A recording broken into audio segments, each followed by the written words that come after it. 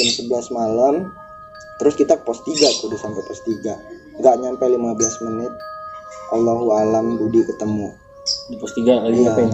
Tapi dalam keadaan udah nggak bener. Waktu kita udah cerita dari awal, itu kayak yang penjaga posnya itu cuma diem nggak mau ngomong apa-apa, kayak nggak mau nanggapin gitu, diem aja di palutungan tuh diem aja dia.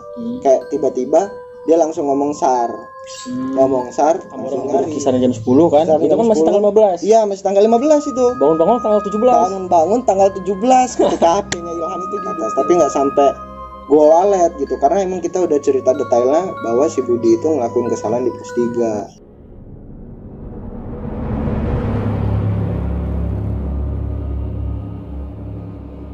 Oke, assalamualaikum warahmatullahi wabarakatuh. Balik lagi ke channel gue, Bayu Helanda. Kali ini gue kedatangan tamu, teman lama gue. Udah ada mungkin 2-3 tahun gak ketemu. Kesempatan kali ini dia bakalan cerita pengalaman horor dia waktu naik di Gunung Ciremai, Jawa Barat. Sebelum kita ke ceritanya, kita kenalan dulu nih. Nama lu siapa, Boy? Nama gua Riko Apa? Gue biasa dipanggil Koi. Oh, panggil Koi ya. Ada yang ngerti aja dah. IG nanti adalah. Oh, gampang lah ya, ntar gue cantumin di deskripsi ya. Jadi sebenarnya pengalaman lu nih kejadian tahun berapa awalnya? Itu kalau nggak salah tahun 2017, kalau nggak 2018, soalnya gue udah lupa, udah berapa tahun yang lalu itu ya. 4 tahun yang lalu lah ya. Hampir 4 tahun yang lalu gitu. Waktu itu gue ngelakuin pendakian itu berlima. Gue, Abdi, Rodi, sama Budi, sama Ilham. Gitu.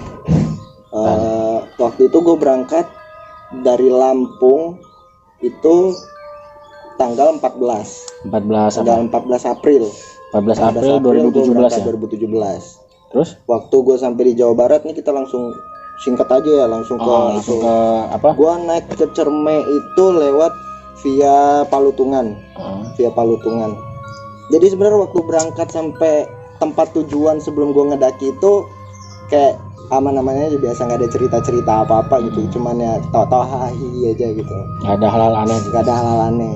Jadi waktu udah sampai di lokasi itu kayak ada temen gue tuh kayak yang dari kejadian ini kayak temen gue tuh agak-agak gimana gitu emang orangnya, kayak suka yang ngelakuin hal-hal yang ekstrim gitu. Gue awal berangkat itu tujuannya itu nggak sampai ke puncak Gunung Ciremai, karena emang dari awal itu kita orang konsisten pengen cuman ke Goa Walet gitu, kayak penasaran aja, pengen tahu Goa Walet itu kayak apa gitu. Dari selama ini kayak cuman tahu dari YouTube gitu-gitu. Jadi penasaran lah, pengen. Jadi kejadian itu pas baru-baru lulus kayak kita orang tuh berangkat berlima gitu. Waktu pendakian dari pos 1 sampai pos 3 itu aman-aman aja. Pos 2 itu aman-aman aja gitu. Sampai di titik dimana itu lu sampai pos 1 itu jam berapa? Pos 1 itu gua kalau nggak salah berangkat itu jam 1.30 mulai start 1.30. Dari 1.30 itu kita orang langsung labas aja. Pos 2 nggak berhenti ya, nanti aja karena jalannya ini sambil ngobrol-ngobrol aja gitu. Sampai di pos 3 itu kalau nggak salah kan perjalanan itu dari pos 1 pos 2 itu hampir 50 menit gitu kalau nggak salah. Dari pos 1 ke pos 2 50 menit. Terus pos 2 pos 3 itu kita orang hampir 40 menit, kayak sekitar sampai sana itu udah mau asar gitu. Jadi lu sampai pos 2 tuh kisaran mau asar itu? Udah mau asar itu pos 2. Asar pos 2. Terus kita orang lanjut ke pos 3. Nah, kejadian ini kayaknya berawal dari pos 3. Jadi dari pos 3 inilah semua cerita ini bermula ya. Semua cerita ini bermula dari pos 3. Temen gua si Budi. Si Budi itu orangnya itu emang doyan banget sama hal yang ekstrim gitu. Kayak dia tuh anti mainstream banget. Dia kayak suka tantangan gitu. Kayak di pos 3 kayak kita tahu semua di Gunung Ciremai itu pos 3 itu kayak ada sebuah pos gitu ya. Ada sebuah pos sama ya kayak cerita-cerita orang dulu itu katanya di situ itu tempatnya bisa dibilang kayak kuncen lah ya, bukan penghuninya ya Pak, bukan kayak orang yang benar-benar ada di situ gitu. Kayak kuncennya lah gitu yang sering ada di situ. Karena gue bisa bilang gitu karena di pos 3 ini kayak sering ada kayak sebuah ya penghormatan lah gitu. Penghormatan dalam bentuk kayak ya yang biasa orang ngasih untuk leluhur gitu, sesajen gitu. Nah terus temen gue si Budi ini kayak orang yang benar-benar gila bener suatu hal yang ekstrim gitu. Dia malah nambah seneng ya. Dia penasaran banget gitu. Pos 3 ini ada apa, katanya ada apa gitu-gitu, kayak dia pengen tahu lah gitu. Saking dia pengen taunya, dia habisin makanan yang udah disediain untuk leluhur tersebut. Gitu. Jadi iya. sesajen yang di situ tuh dimakan sama dia. Iya, kayak di situ kayak contohnya kayak ada buah-buahan gitu, kayak ada botol minum, bukan botol minum ya, kalau zaman dulu itu apa sih, kayak kendi gitu, kayak kendi gitu, kayak diminumin sama dia minum gitu, nggak apa-apa lah katanya. Sesajen yang dikasih orang buat di situ dimakan sama dia. Dimakan, cuman nggak beberapa gitu, nggak semuanya dimakan, cuman beberapa doang kayak pisang. Itu memang dia lapar apa memang dia pengen anti mainstream aja? Kalau kita orang sih dari awal tuh kayak nggak ada tujuan yang aneh-aneh gitu ya sebenarnya, kayak dia tuh cuman pengen tahu aja gitu, dia bakal nemuin apa gitu setelah dia berhasil makan kayak gitu, karena dia orangnya ekstrim gitu. Gitu. Udah dari situ ya kayak nggak ada apa-apa sih yang terjadi, sama sekali kayak nggak mikirin nggak bakal terjadi apa-apa gitu dari sampai apa pas si siapa namanya Budi makan itu masih aman ya? Masih aman gitu, kayak masih santai aja sih dengan keadaan yang kayak biasa dari awal kita berangkat. Ya masih aman-aman aja gitu. Belum ada gangguan Terus kita lanjut karena istirahat sih emang di pos 3 itu, terus kita lanjut ke pos 4 di Arban. Pos 4 di Arban itu kayak ya biasa aja, masih biasa-biasa aja gitu. Biasa-biasa aja pos 4, terus kita ke pos 5, pos 6, sampai di pos 6 itu kita istirahat karena kita bakal ngelewatin tanjakan Asoy. Itu lo sampai di pos 6 tuh jam berapa kira-kira? Pos 6 itu hampir mau maghrib lah, karena kita tahu sendiri sih di gunung yang namanya di setengah 6 aja ya. Di gunung itu benar-benar ya udah gelap lah. Jadi pos 6 itu lah kamu istirahat. Apalagi dengan jangkauan gunung itu di setiap pos itu pasti bakal terus naik gitu kan. Iya lah benar. Semakin ketinggian tuh semakin cahaya itu sulit gitu di atas gunung. Udah lanjut pos 6, lanjut terabas, pokoknya kita orang itu ngecamp bener-bener waktu sampai di pos Goa Walet di pos 7. Sampai Goa Walet jam? Goa Walet itu jam 19.30 ya di sisa ya. Iya. 19.30. Setengah 8. Iya, pokoknya sekitar jam segitulah, kayak bener-bener udah harus istirahat kita di situ. Emang tujuan kita kan ke Goa Walet dari awal juga, tujuannya Goa Walet. Jadi tujuannya bukan ke puncak malah Goa Walet aja. Iya, karena kita orang tuh kayak selama ini kayak penasaran aja Goa Walet tuh kayak mana yang di YouTube gitu. Ya, udah sampai sana kita orang bangun tenda. Sampai bangun tenda itu belum ada kejadian apapun, belum ada. Masih aman di situ. Jadi bangun tenda, terus keluarin logistik semuanya, kita siap prepare kayak masak-masak, makan-makan kayak ya biasanya lah orang naik gunung gitu. Makan-makan, udah habis makan dan habis ini baru mulai terjadi sesuatu hal yang nggak diduga-duga di Goa Walet ini. Sebenarnya kayak belum ada pemikiran bakal terjadi apa-apa sih gitu. Karena ya kita ngerasa dari habis selesai makan juga kayak masih ngerokok, masih ngopi, masih nyantai, masih ngobrol gitu. Dan hal yang paling gak diduga-duga ketika kita emang mau tidur gitu, itu mau tidur itu sekitar jam 2-an lewat lah, jam 10 malam gitu. Kayak kita tuh udah bener-bener istirahat karena sebenarnya tujuan kita orang naik gunung itu nggak lama gitu, kayak cuman pengen tahu, terus besoknya bakal cabut langsung turun gitu ya. Dan yang nggak diduga-duga itu ketika kita tidur, kita tuh benar-benar nggak sadar gitu bakal terjadi hal ini gitu. Itu gimana tuh?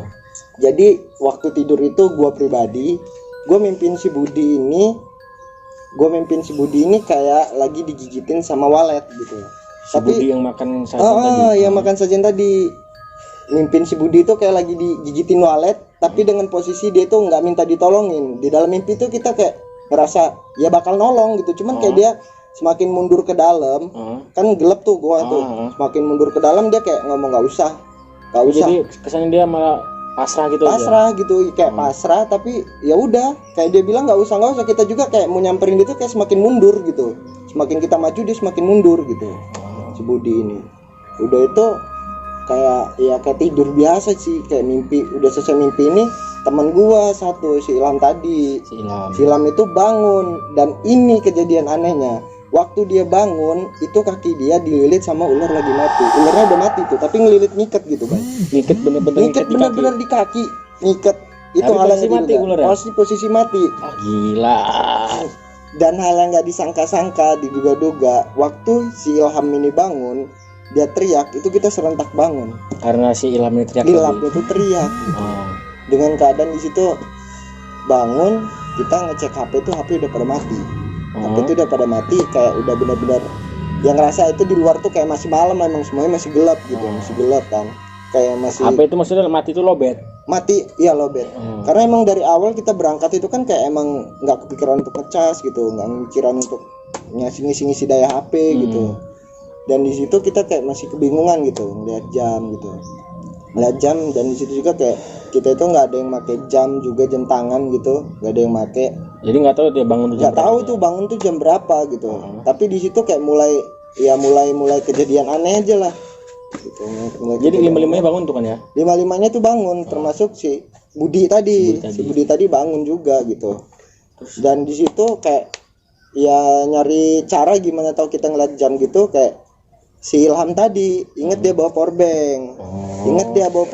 Jadi dicolok lah tuh HP. Dan di sini kejadian yang benar-benar aneh, nggak diduga-duga gitu. Kayak antara kita percaya sama nggak percaya gitu. Karena sebelumnya si Budi ini emang ngelakuin hal yang nggak bener gitu. Ngelakuin hal yang nggak bener. Makan yang nggak seharusnya dimakan. Gitu. Pas hidup HP kita lihat, kita berangkat itu tanggal 15 kemarin kan, tanggal 15 siang ya? 15 siang jam 1.30 itu. Jam 13.30 pas kita ngeliat itu tanggal 17. Berarti jaraknya 2 hari dong? Jaraknya 2 hari. Itu kita kalau orang logika, kalau orang tidur secapek apapun tuh nggak mungkin 2 hari. Iya lah. Jadi kamu orang naik dari setengah 1 naik sampai gua walet itu jam 10. Enggak, gua walet itu hampir isaan lah. Oh ya, hampir isa. Kamu orang tidur kisaran jam 10 kan? Itu kan masih tanggal 15. Iya, masih tanggal 15 itu. Bangun-bangun tanggal 17. Bangun tanggal 17 ketika HP-nya Ilham itu dihidupin. Itu gimana bisa terjadi coba? Anjing. Kalau gue juga kalau pikir-pikir lagi tuh kayak ngerasa merinding antara percaya nggak percaya. Dan di situ mulai kondisi itu benar-benar genting ketika emang kita nggak percaya kalau emang tanggal itu tanggal 17. Itu reaksi kamu orang apa pas ngeliat tanggal 17 itu? Nggak, belum percaya waktu satu HP itu belum percaya dari HP Ilham gitu. Terus kayak ya minjem aja powerbanknya gitu, sama-sama saling ngecat, nyolok ganti-gantian gitu. Ketika HP yang kedua nyolok itu juga tanggal 17. Kita kayak masih bingung bertanya-tanya gitu, kenapa gitu kayak di HP kedua udah mulai hidup di tanggal yang sama tanggal 17 itu kita mulai kayak ada salah-salahan gitu sama si Budi, karena Budi ngelakuin hal yang tadi yang gak seharusnya dilakuin. Jadi kamu orang mulai ngomongin ke Budi tadi lah ya? Iya, ngomongin si Budi tadi gitu. Terus yang benar-benar nggak diduga, udah dari HP ketiga juga dicolok sama tanggal 17, itu keadaan makin genting. Karena kenapa? Kita ngelihat jam yang sama waktu kita mau tidur. Jam 10 tadi? Balik lagi jam 10. Tapi di tanggal 17? Tapi di tanggal 17, bukan di tanggal 15. Ah, gila. Itu hal yang gak bener tuh.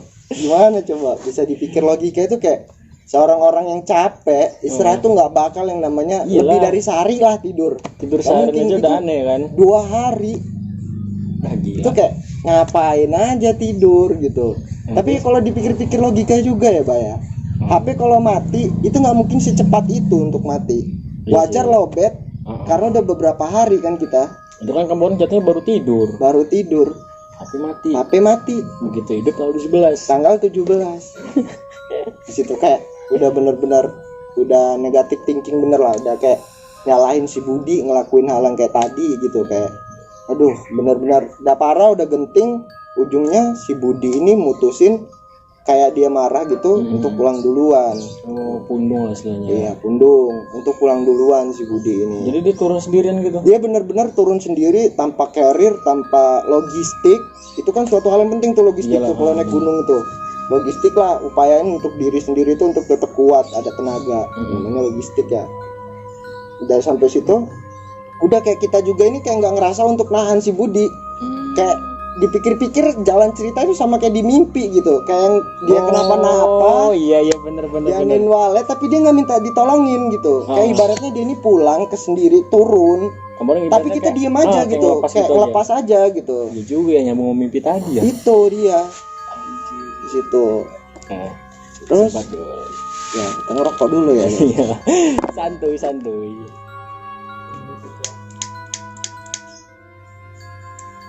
Jadi itu dia turun jam 10 malam itu. Jam 10 malam.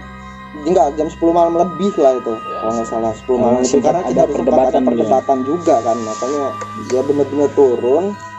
Udah benar-benar turun terus ya udah benar-benar turun tuh kayak kita benar-benar ngelepas aja gitu untuk dia turun sendiri gitu, karena emang ngerasa antara kita ini masih ada apa enggak gitu. Karena beberapa juga yang kayak kita lihat-lihat juga sama pengalaman-pengalaman lain yang kita dengerin itu kan, kalau di gunung itu kayak kalau lu kenapa-napa ya antara lu ada sama nggak ada gitu.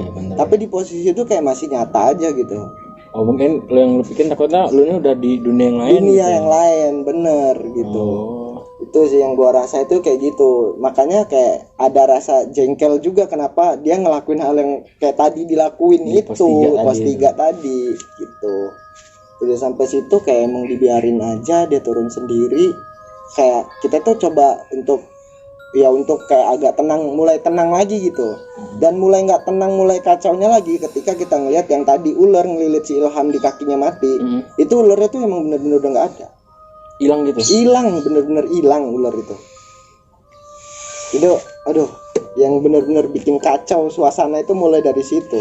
Gila sih. Jadi kayak kita orang itu juga udah dari ular itu udah mulai genting, kayak kita itu niat untuk masuk tenda lagi untuk tidur atau enggak lagi, takut ngelakuin hal yang sama. Kalau kita tidur semakin lama kita nanti bangun atau udah di tanggal yang berbeda lagi, semakin bingung itu lagi ya? Semakin bingung lagi kan. Jadi pas waktu itu di tenda itu kita sepakat untuk nggak tidur gitu, kayak udah yang ngobrol-ngobrol juga gitu, kayak udah mulai nenangin diri masing-masing gitu ya kan. Tanpa kita mikirin keadaannya si Budi. Dan di situ juga gue nggak tahu sebagai sosok manusia juga kayak nggak mikirin kawan juga gitu, karena ya emang awal mula kesalahan itu pasti udah bisa ditelaah dari kesalahannya si Budi. Jadi tapi kesannya gitu. Kamu orang kayak nggak sadar gitu aja. Nggak sadar, gitu emang bener-bener nggak sadar gitu, kayak kalau nggak terjadi apa-apa gitu, kayak mikir juga nggak terjadi apa-apa gitu. Kenapa bisa dilepas si Budinya? Seharusnya kan nggak usah gitu, apa gimana? Walaupun ya namanya di gunung juga kita tahu pasti bakal karakter sama sifat orang itu tahu gitu kan gitu. Seharusnya ya juga walaupun semarah-marahnya kita nggak mungkin loh kita ngelepas gitu. Karena di situ kayak alam bawah sadar itu yang bikin gua ngerasa kita ini masih ada apa enggak gitu. Sampai benar-benar itu kalau nggak salah udah agak lama dari situ ngobrol-ngobrol, udah agak nenangin diri itu kayak benar-benar ketiduran aja. Alhamdulillah bangun-bangun itu ya emang udah di tanggal 18, dari tanggal 18 yang besok itu. Karena udah lewat hari ya. Iya udah lewat hari ya? Pagi itu udah lewat hari kan. Kayak udah benar-benar udah yuk prepare pulang. Tapi kita di situ masih nggak mikirin tuh si Budi. Belum kepikiran si Budi. Mikirin si Budi itu nggak kepikiran. Kamu orang prepare jam berapa? Prepare itu kalau nggak salah bangun itu jam 9 karena suatu hal yang tidak mungkin terjadi ketika naik gunung itu bangun pagi itu suatu hal yang mustahil. Iya gitu. Karena emang keadaannya kan dingin, nyaman gitu ya kan. Jadi tidur nyenyak ya. Tapi senyenyak-nyenyaknya juga 2 hari juga di luar nalar. Di luar nalar. Emang itu hal yang pertama yang bikin kita bingung. Terus waktu kita udah prepare itu kalau nggak salah jam 10 benar-benar udah gulung tenda, udah benar-benarnya turun gitu. Di situ masih nggak kepikiran si Budi. Tapi si HP Ilham itu masih benar-benar hidup karena dia kan masih punya powerbank tadi gitu. Kayak tiba-tiba waktu kita jalan sih beberapa menit gitu dari gua walet tadi itu kita jalan untuk pulang gitu, nggak ada niat buat puncak juga kan dari awal juga. Turun beberapa menit gitu kayak dapat message tuh pesan dari si Budi. Budi itu bilang pesannya itu nggak nyangka juga sih kita, kayak pesan biasa aja kita anggap gitu. Apa ini? Kayak dia bilang itu gue udah di bawah, gue udah istirahat kata dia. Dia udah bilang kayak gitu, gue di bawah udah istirahat kata dia. Berarti udah nyampe bawah lah dia. Udah di bawah, pikir kita kan, oh ya udahlah udah di bawah gitu kan. Udah di bawah. Tapi kalau dipikir lagi logika gini ya, kita naik aja cuma beberapa jam, sedangkan dia udah ngelewatin hari. Dia baru sampai. Itu kayak udah lama juga sih. Ya karena kita juga nggak tahu sih ya, nggak kepikiran juga gitu tentang si Budi gitu. Kayak ngerasa kayak kita orang tuh ngerasa bener-bener itu kayak udah berempat aja gitu naik gunung, nggak kepikiran ada si Budi. Waktu kita pulang gulung tenda ada pesan itu, ya kayak baru sadar aja kita juga naik sama Budi gitu. Oh iya gitu. Terus ya kita kayak udah bener-bener ngejar waktu untuk pulang juga ya, kayak udah beberapa hari juga gitu kan. Takut kayak orang di rumah, orang tua atau apa nyari-nyari juga kabar kita gitu. Karena dalam 42 hari tadi. Dalam 42 hari sama posisi HP cuman HP Ilham yang hidup di situ. Kayak kita jalan aja labas, terus berhenti lagi gitu. Sama kita orang juga sempet berhenti pos di mana waktu Budi makan itu. Makan itu ya kayak istirahat doang gitu. Terus kita turun lagi gitu. Istirahat bentar. Sampai di pos 1 itu kita kayak nyari keadaannya si Budi. Bener-bener kayak udah tiba-tiba tuh keinget aja gitu. Budi mana gitu. Nyari-nyari gitu. Itu baru sadar ya. Sampai bawah itu baru benar-benar sadar gitu. Bahwa kita nyariin Budi. Nyariin Budi gitu. Terus kayak Ilham, gua sama yang lainnya itu kayak nggak tahu sebenarnya itu ada chat di atas itu. Tiba-tiba baru inget tuh. Tadi Budi kan ngechat gitu. Atau bilang udah di bawah. Tapi kita tungguin tuh sampai di bawah itu sekitar kan itu berangkat jam 10-an kita dari atas tuh. Sekitar udah mau sorean lah. Sampai bawah itu udah mau 4:30 kalau nggak salah. Kita tungguin sampai udah benar-benar bisa gitu, kayak nggak ketemu, diteleponin tuh nggak ada diangkat, enggak, HP-nya juga nggak aktif gitu. Nggak dapat kabar dari nggak dapat kabar juga. Iya, pokoknya udah benar-benar nyari gitu kan, kayak ujung-ujungnya kita nanya sama ini tempat kita penjaga pos itu, kita tanya juga ke dia kan, kayak kita berangkat berlima gitu. Terus dia nanya kok ini berempat turunnya gitu. Karena kita bilang udah turun duluan gitu, tapi nggak ada laporan. Iya, harusnya kan laporan gitu, laporan. Dia turun ya. Udah turun laporan gitu. Kayak berempat gitu, kayak kita masih nunggu ujung-ujungnya kayak kita lebih milih itu kayak nyari aja, karena kita cerita juga di atas itu kayak ada hal yang nggak terjadi gitu. Karena penjaga pos juga nanya gitu, karena katanya cuma naik sehari langsung turun tektok gitu loh. Tapi kenapa lebih gitu? Kayak kita tuh masih nahan. Pas di bawah tuh memang bener tanggal 18. Iya, tanggal 18, tapi kita bener-bener nahan tuh untuk nggak cerita. Nggak cerita berawal mulai dari kesalahannya si Budi. Oh, yang tadi pos 3 itu. Ini belum cerita dulu. Belum cerita, karena kita tahan dulu. Tahan dulu. Takutnya kan kayak kenapa-napa walaupun kita cerita, tahu Budinya nongol tuh. Itu sih salahnya, kita nggak langsung cerita, langsung nggak ditanggapin kan, kayak masih biasa, masih nunggu mungkin kayak lagi ngisi daya atau apa, nyari kemana kayak bocahnya gitu kan, masih mikir positif. Dan ketika udah habis isya, kayak kita itu ngerasa ini nih kayak udah hal yang nggak bener gitu. Jadi kita berempat itu kayak sepakat untuk udahlah ngomong aja lah, ceritain semuanya dari awal. Waktu kita udah ceritain dari awal itu kayak yang penjaga pos itu cuma diem nggak mau ngomong apa-apa, kayak nggak mau nanggapin gitu, diem aja di palutungan tuh diem aja dia. Kayak tiba-tiba dia langsung ngomong SAR, langsung hubungin SAR itu kalau nggak salah datang jam 9-an ya, jam 9 malam gitu, jam 9 malam langsung datang.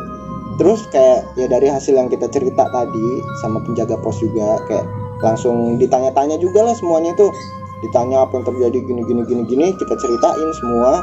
Kita kayak langsung nyari si Budi, naik atas, tapi nggak sampai gua walet gitu, karena emang kita udah cerita detailnya bahwa si Budi itu ngelakuin kesalahan di pos 3. Pos 1 nyari masih nggak ketemu, pos 2 nyari nggak ketemu. Sampai pukul jam berapa ya, hampir jam 11 malam kalau nggak salah ya. Jam 11 malam terus kita pos 3 tuh, udah sampai pos 3 nggak nyampe 15 menit Allahu alam Budi ketemu di pos 3 lagi ngapain? Tapi dalam keadaan udah nggak benar. Di pos 3 itu? Di pos 3. Lu sadar gak di pos 3 itu tempat apa? Oh, yang dia tadi makan. Itu. Jadi ketemunya di pos 3 itu di pos 3 itulah tempat dia makan sajian tadi. Tapi ketemunya gila. Tapi ketemunya bukan di posnya tadi itu, baik. Kayak di belakang pos 3 itu kan kayak ada pohon gede itulah. Kalau orang pernah naik cermet itu pasti tahu lah yang pohon gede banget. Ada lah pohon gede banget. Dia kayak duduk lagi nyender kayak orang lagi istirahat, tapi dalam keadaan mata itu melotot, mata hitamnya itu udah ke atas gitu. Udah putih semua. Udah putih semua. Di situ baik. Itu sih hal yang wah, jadi parah. Reaksi kamu orang pas ketemu si Budi itu kayak mana? Ya kayak yang pertama sih ya, yang pertama itu kayak bener-bener ngerasa sedih parah, hancur parah karena kita berangkat tuh berlima gitu. Berangkat berlima kayak aduh gila. Sumpah gue merinding macam. Gila. Jadi begitu ketemu tuh langsung dibawa bawah. Begitu ketemu langsung ya langsung bawa turun ke bawah ya kayak ya benar keadaan yang udah benar-benar hancur ruwet lebih parah dari yang pada di atas. Kalau kita itu nggak bakal tahu bakal ada kejadian itu gitu. Dari situ ya udah kita mau kayak mana lagi, udah nggak bisa berbuat apa-apa lagi. Udah terjadi ya. Udah benar-benar terjadi seperti itu. Ya udah Allahu alam gitu. Kayak mau kayak mana juga. Benar-benar hal yang menurut gua parah banget sih itu, karena Budi juga itu teman dekat gua juga. Teman dekat juga ya udah kemana-mana bareng lah Budi. Jadi dia ngasih tanda itu dari pesan tadi itu ya? Iya, benar-benar kita nggak habis sangka itu ketika kita baca ulang chat dia dengan kalimat gua di bawah udah istirahat. Tapi kalau pas di atas mah belum watching sound dong. Bawah kalau di atas itu kayak kita nggak ngerasa kita berlima. Masih ngerasa berempat aja tadi. Berempat aja kayak benar-benar nyantai Budi gitu. Kayak tiba-tiba iya kita nggak tahu kalau bakal Budi itu bakal kenapa-napa. Pesan itulah pesan terakhir dari si Budi. Tapi itu kira-kira pesan itu memang dia ngirim atau gimana kira-kira? Gua nggak tahu sih. Nggak tahu ya. Di situ waktu di TKP juga kayak emang bener-bener kan kayak langsung kayak aktif forensik sih. Kayak dia dicek gitu kalau kayak ada luka atau apa gitu. Kayak bener-bener dia tuh nggak bawa apa-apa, kayak cuman bawa pakai celana kargo sama baju kaos doang. Udah gitu, kayak headlamp aja kita tuh nggak sadar malam dia turun itu nggak bawa apa-apa, perlengkapan apa-apa tuh nggak bawa. Nggak bawa senter segala macam. Nggak bawa headlamp, ya? nggak bawa senter, dia turun. Kan malam gelap ya. Iya juga. Kayak kita tuh nggak ngerasa apa-apa gitu, baik kayak ya ngerasa berempat aja gitu, kayak itu tuh ada di bawah alam sadar gitu. Tanpa sadar kamu orang tuh ya. Kepikiran lah gitu bahwa bakal ada yang terjadi seperti ini. Nah pas pulang itu gimana tuh lu ngomong ke ngasih kabar ke orang tuanya siapa? Orang tua Budi. Jadi sebenarnya juga ada lanjutan cerita sih ya. Waktu perjalanan pulang dari Jawa Barat kayak ke rumah di Lampung, itu kayak juga nggak luput dari sesuatu hal yang ganjil juga sih. Di situ kayak ngerasa contohnya waktu di Pelabuhan Merak itu ada kamar mandi itu ya. Kayak kita itu berdua, gua Ilham itu masuk ke toilet kayak yang berdua lagi temen gue tuh di luar gitu. Kayak di luar gitu, kayak ngerasa kita itu ngobrol toilet itu. Ya gua lagi ya buang hajat lah. Buang hajat gitu sambil nyebat kan. Ngobrol-ngobrol juga sama si Ilham gitu. Kayak di situ kayak ada suara si Budi gitu. Suara gimana tuh? Di situ tuh kayak Budi itu kayak ngomong kayak, "Woi, dari mana aja?" Iya itu suara dia. Iya. Kamu orang nyaut? Nggak sadar sih, sadar karena itu dari pribadi gue sendiri. Bener gitu kayak ketika gue tanya Ilham, lu denger nggak suara apa? Kayak dia bilang apa kata dia. Lu kentut ya kata dia. Ya kayak masih ngebecandain gue gitu. Tapi gue denger tadi itu ya. Diem aja gitu, gue diem aja gitu. Kayak ketika sampai di Lampung barulah gue cerita. Kayak emang gue nggak bisa bilang gimana karena Budi itu teman dekat gue juga sih, teman dekat juga lah di kampus gitu ya. Pokoknya jadi lu satu kampus sama dia. Kayak deket lah pokoknya. Naik gunung juga udah berapa kali naik gunung sama dia ya, pokoknya begitulah. Tapi pas di atas itu dia nggak ngasih gelagat-gelagat aneh pas nanjak ke atas itu? Nggak ada kejadian aneh karena ya itu dia tuh suka yang ekstrim lah, hal-hal yang ekstrim, tantangan gitu, kayak dia suka gitu ya. Kayak kita nganggep itu malah jadi suatu hal yang lucunya karena kayak oh nggak apa-apa nih gitu dia, oh nggak apa-apa kok kenapa gue gitu kayak dia ngomong gitu ya kita kayak asik aja tanpa kayak sadar gitu. Kayak nggak sadar, bener-bener nggak sadar lah gitu. Itu hal yang bahwa itu benar, hal yang nggak benar tuh. waktu gue sampai di Lampung ya itu ada, sebelum itu juga kan udah kabar-kabaran sama orang tuanya yang di Lampung juga. Ya pokoknya udah benar-benar runyam lah, kita sampai ditanya-tanya kenapa gini kita jelasin benar-benar, kita jelasin ya dari awal sampai terakhir kita jelasin gitu biar nggak ada salah paham gitu. Pokoknya udah di situ kayak ya udah semua itu udah terjadi, ajal juga kita nggak ada yang tahu. Iya, benar. Kayak udah habis kejadian Budi itu kayak sempet vakum gua untuk kayak naik gunung lah, untuk apa gitu, kayak lebih milih udah nanti dulu lah, kayak jiwa gua belum tenang gitu. Sempet vakum dari Sempet vakum juga. Selama berapa lama? Itu gua hampir 2017 2019 gua baru mau naik. Naik kemana tuh? Itu 2012 tuh gua naik Raja Basa. 2019. Iya 2019 tuh gue naik Raja Basa sama itu apa yang motivasi lu akhirnya lu berani mutusin buat itulah gue naik gunung lagi itu apa? Karena gue kayak ngerasa di situ gue pengen ngenang sosok yang namanya sahabat gitu. Kayak gue pengen naik ke sana gitu, kayak gue mau nggambari kita dulu pernah naik bareng-bareng gitu. Kita pernah naik bareng-bareng ulang lagi gitu. Tapi dengan orang yang berbeda sama tempat yang berbeda gitu. Situ.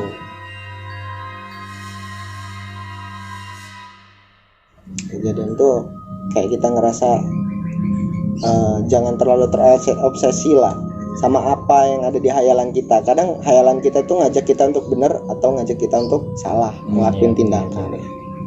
Sebenarnya itu tadi memang dasarnya si Budi tadi ini sukanya yang anti mainstream sama yang benar-benar udah di luar nalar ya, sih ya. Gila boy, sesajen dimakan ya kan, pikirnya ke situ aja sih ya kan.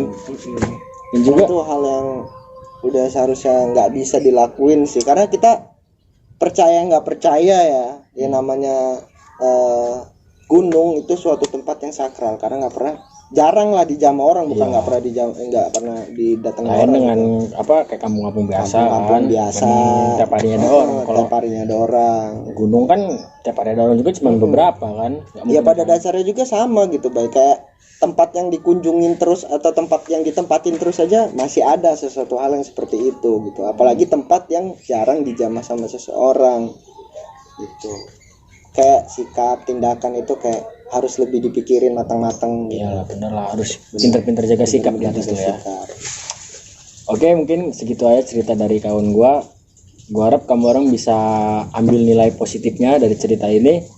Dari sekian kejadian yang diceritain pengalaman dari kawan gue, mungkin kamu orang bisa tahu lah mana yang baik mana yang benarnya pas saat kita ada di gunung tadi ya kan. Ya sebelumnya gue potong juga nih untuk cerita gue yang tadi, mungkin kalau ada yang ngerasa atau ada yang keluarganya dengar gitu, kayak sebelumnya itu gue cerita kayak gini untuk ngebagi motivasi untuk kawan-kawan lainnya untuk ngambil tindakan itu, nggak harus yang sepele-sepele sembrono gitu ya kan, gitu, nggak ada maksud lain gitu. Iyalah, intinya berbagi cerita biar untuk kedepannya yang bakal naik gunung nggak bakalan ngelakuin hal yang kayak gitu lagi, karena cukup jadikan pelajaran aja.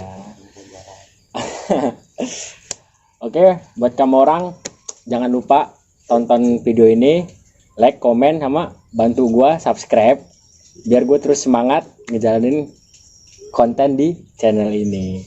Oke, sekian dari gua. Wassalamualaikum warahmatullahi wabarakatuh.